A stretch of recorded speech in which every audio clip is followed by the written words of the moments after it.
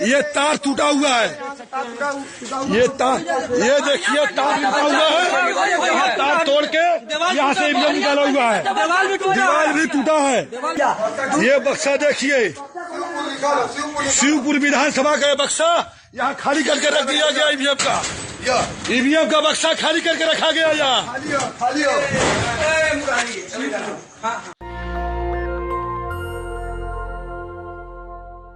ये वीडियो देखा आपने, आपको कुछ समझ नहीं आया होगा, मुझे पक्का पता है। चिंता मत कीजिए, मैं समझा दूंगा। ये आज़ाद भारत की सबसे शर्मनाक तस्वीर है। ये आज़ाद भारत में संस्थाओं के मरने की तस्वीर है।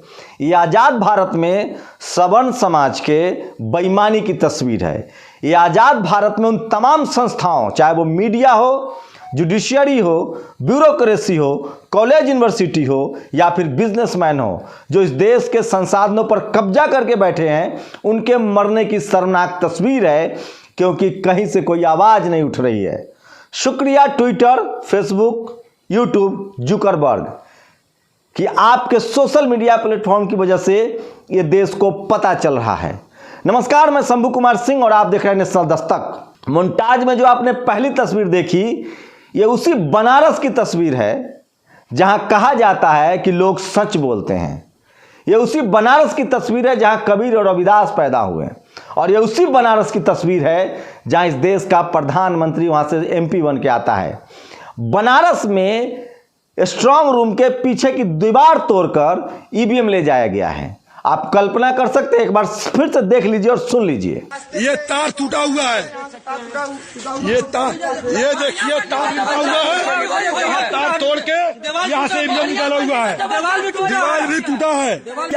ये बक्सा देखिए, शिवपुर विधानसभा का बक्सा यहाँ खाली करके रख दिया गया। ईवीएम का बक्सा खाली करके रखा गया यहाँ।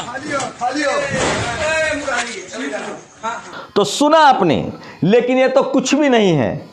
बनारस में ही नहीं, पूरे यूपी में ईवीएम की चोरी हो रही है, ईवीएम की बदली हो रही है, और सत्ता पक्ष चुनाव आयोग नींद में सो रहा है।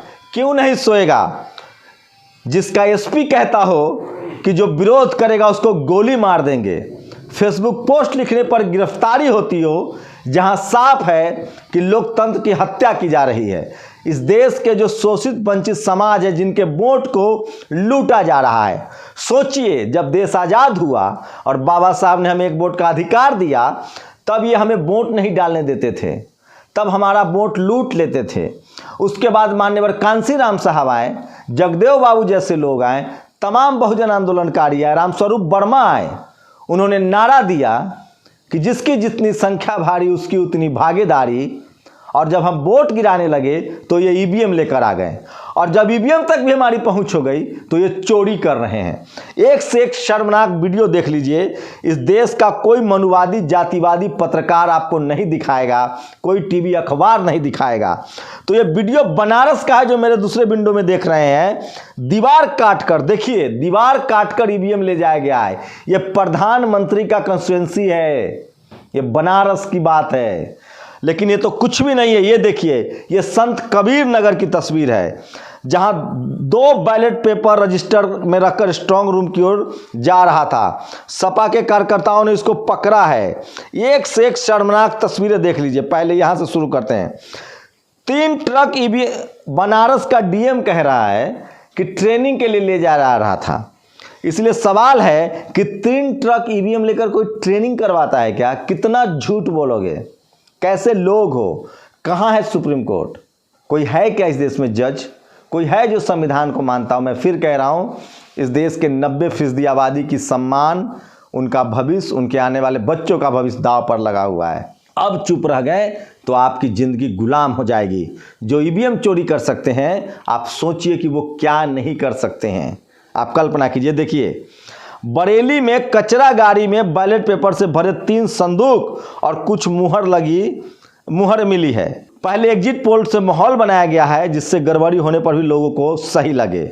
ये देखिए, उसके बाद आगे की तस्वीर दिखा रहा हूँ। कितना भयानक है। ये देखिए, बनारस में समाजवादी साथियों ने एक ट्रक ईवीएम पकड़ा है। आरोप है कि प्रशासन ईवीएम बदलने की कोशिश कर रहा था। उसके आगे जाइए, जो सबसे मारक है, लेकिन ऐसा नहीं है कि सिर्फ चोरों की ही बल्ले बल्ले है।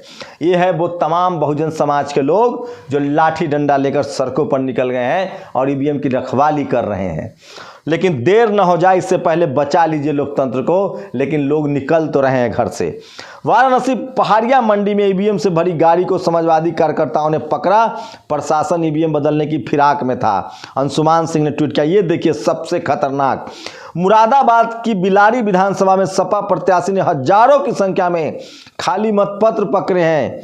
इन मतपत्रों को, ये देखिए, इन मतपत्रों को बिलारी तहसीलदार मतगणना केंद्र पर क्यों एवं किसने कहने पर लेकर आए थे, क्या उद्देश्य था, चुनाव आयोग कृपया स्पष्ट करे। समाजवादी पार्टी ने इसको ट्वीट किया है। और ये देखिए, बनारस में ही सिचुएशन ए व्हाइल एगो नियर काउंटिंग सेंटर इन वाराणसी।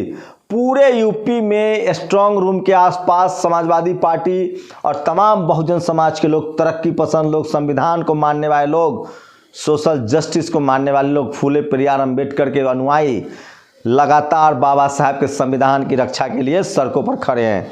ये उन्नाव में स्ट्रांग रूम के बाहर सपा के कार्यकर्ता ने लेखपाल को सील टैग और सील पर्ची ले जाते हुए पकड़ लिया है। ये वीडियो देख लीजिए, सब बता रहा हूँ। ये देखिए, मुरादाबाद के बिलारी विधानसभा में ब्लैंक बैलेट पेपर, सोचिए 45 लाख बैलेट पेपर है, पोस्टल बैलेट है। ईवीएम से काम नहीं चलेगा तो बाद में हर विधानसभा में 10-10 हजार ये पोस्टल बैलेट डालेंगे। कितनी बड़ी बेईमानी हो रही है, आप कल्पना कर सकते हैं। संत कबीर नगर में फिर उसी तरह से मिला है। और उसी सब के खिलाफ, इस तानाशाही के खिलाफ जो है वो बहुजन समाज के लोग लाठी डंडा लेकर सड़कों पर निकल गए हैं। तो ऐसा नहीं है कि चोरी का जवाब नहीं दिया जा रहा है, लेकिन आप कल्पना कीजिए ये कौन लोग अधिकारी हैं, इनकी जाति पता कीजिए। ये कौन लोग सुप्रीम कोर्ट हाई कोर्ट में बैठे हैं, ये कौन लोग सीबीआई ईडी सीएजी में बैठे हैं। मैं फिर कह रहा हूँ, इन तमाम जातिवादी और मनोवादियों से आज भी अकेला कोई लड़ रहा है तो बाबा साहब का संविधान। आप कल्पना कीजिए कि अगर ये संविधान नहीं होता तो ये क्या करते हमारे साथ, और जब नहीं था संविधान तो ये क्या करते होंगे हमारे साथ। आप कल्पना कीजिए, जब आज संविधान है, जब हमारे लोग भी सिस्टम में हैं, तब ये हालत है। मैं इस देश के तमाम SC ST OBC माइनॉरिटी और तरक्की पसंद अधिकारी, जज, ब्यूरोक्रेट सबसे अपील करता हूँ कि इससे पहले कि देर हो जाए, इस अन्याय के खिलाफ अब खड़े होइए, नहीं तो आपकी आने वाली नस्लें गुलाम हो जाएंगी। यही है इनका गुजरात मॉडल, यही है इनका पुतिन मॉडल, जिस पर ये पूरे देश में 50 साल राज करना चाहते हैं। अब भी आप कहेंगे कि ये सब गलत खबर है, ईवीएम फ्रॉड नहीं है। ईवीएम में सेटिंग के बाद इस दिन रात पर्चियां बदल रहे हैं। आप कल्पना कर सकते हैं क्या चल रहा है इस देश में। इसीलिए कह रहा हूं, सोशल मीडिया देखने वालों जग जाओ, सचेत हो जाओ, इससे पहले कि देश को फिर से गुलाम बना लिया जाए। आपकी क्या प्रतिक्रिया, अपनी प्रतिक्रिया जरूर दीजिए। शुक्रिया। नेशनल दस्तक की आपसे गुजारिश है कि अगर इसको बचाना चाहते हैं तो नेशनल दस्तक को सब्सक्राइब करने के लिए रेड कलर के सब्सक्राइब बटन को दबाएं, फिर बेल आइकन की घंटी दबाएं। नेशनल दस्तक को बचाने के लिए बहुत जरूरी है कि हर खबर को शेयर करें, लाइक करें, कमेंट जरूर करें।